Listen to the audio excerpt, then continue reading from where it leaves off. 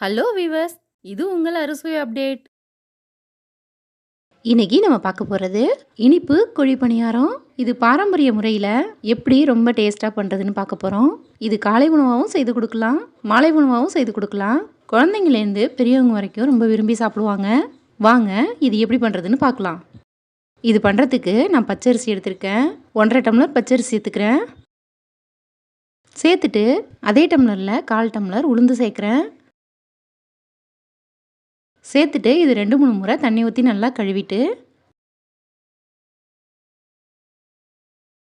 திரும்ப தண்ணி ஊற்றி நல்லா ஊற வச்சிடலாம்.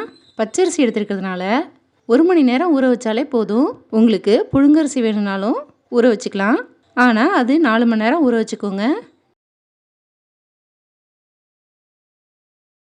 இப்போது 1 மணி நேரம் ஆயிடுச்சு. நம்ம ஊற வச்ச அரிசியும் உளுந்தும் நல்லா ஊறி வந்திருக்கு. இதை ஒரு மிக்ஸி ஜாரில் சேர்த்துக்கலாம். நான் 2 முறையாக அரைச்சிக்க போகிறேன். கொஞ்சமாக தண்ணி சேர்த்துட்டு இது கூட வாசனைக்கு 3 ஏலக்காய் சேர்க்குறேன். கொஞ்சமாக தண்ணி சேர்த்து நல்லா நைஸாக அரைச்சிட்டு வந்துடலாம். இப்போது நல்லா நைஸாக அரைச்சிட்டு வந்துட்டேன். நம்ம அரைச்சிட்டு வந்ததை ஒரு பவுலில் சேர்த்துக்கிட்டு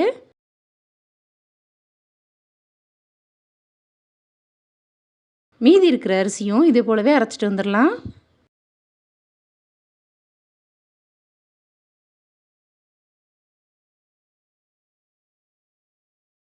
இப்போது மாவு 2 முறையாக அரைச்சிட்டேன்.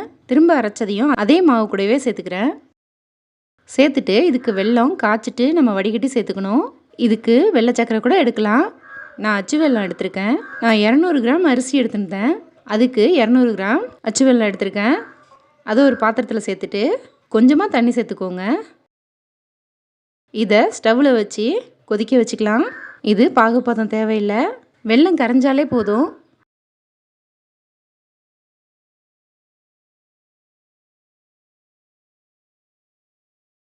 இப்போது வெல்லம் நல்லா கரைஞ்சிடுச்சு. நம்ம அரைச்சிட்டு வந்த மாவு கூட இதை வடிகட்டிக்கலாம்.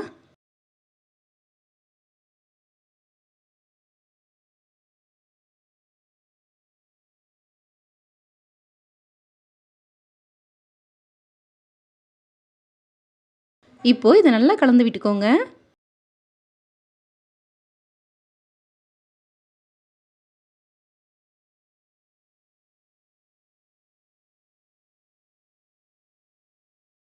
இப்போது இது கூட துருவின தேங்காய் அரை மூடி சேர்க்குறேன்.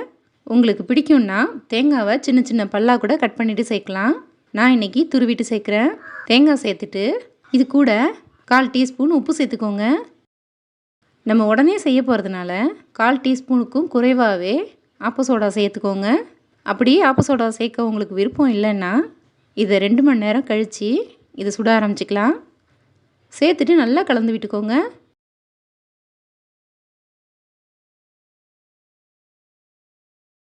இப்போது இதை சுட ஆரம்பிச்சிடலாம். ஸ்டவ்வில் பணியார பேனை வச்சுட்டு எல்லா குழிகளையும் எண்ணெய் சேர்த்துக்கோங்க. இது நிறைய எண்ணெய் சேர்த்து கூட பொரிச்சு எடுக்கலாம். நான் கொஞ்சம் கொஞ்சம் தான் சேர்த்துருக்கேன்.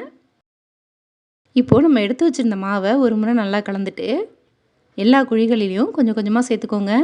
ஸ்டவ்வை மீடியம் ஃப்ளேம்லேயே வச்சுக்கிட்டு இதை சுட்டு எடுத்துக்கலாம். ஸ்டவ்வை வேகமாக வச்சிட்டிங்கன்னா மேலே கரிஞ்சிட்டு உள்ளே மாவாக இருக்கும். அதனால் ஸ்டவ்வை மீடியம் ஃப்ளேமில் வச்சுக்கிட்டு இதெல்லாம் சுட்டு எடுத்துக்கலாம். சேர்த்துட்டு ஒரு மூடி போட்டு மூடி ஒரு 2 நிமிஷம் அப்படியே வேகட்டும். இப்போது இது ஒரு பக்கம் வெந்துருச்சு. இதை திருப்பி போட்டுக்கிறேன். எடுக்கிறதுக்கு எவ்வளோ அழகாக வருது பாருங்கள். கொஞ்சம் கூட ஒட்டவே இல்லை.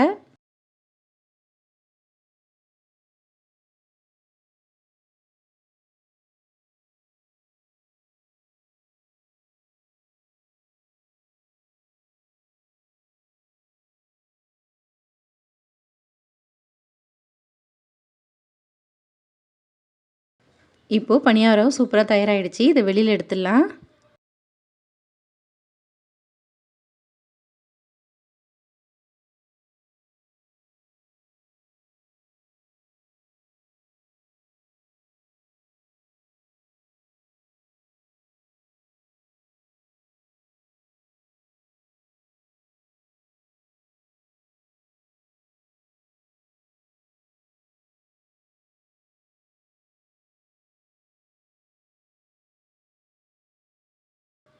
மீதி இருக்கிற மாவுலையும் இது போலவே பணியாரம் சுட்டு எடுத்துக்கலாம்.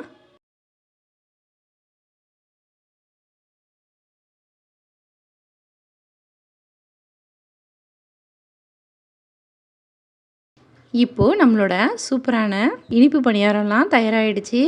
இது நல்லா சாஃப்டாகவும் ரொம்ப ரொம்ப டேஸ்ட்டாகவும் இருக்கும்.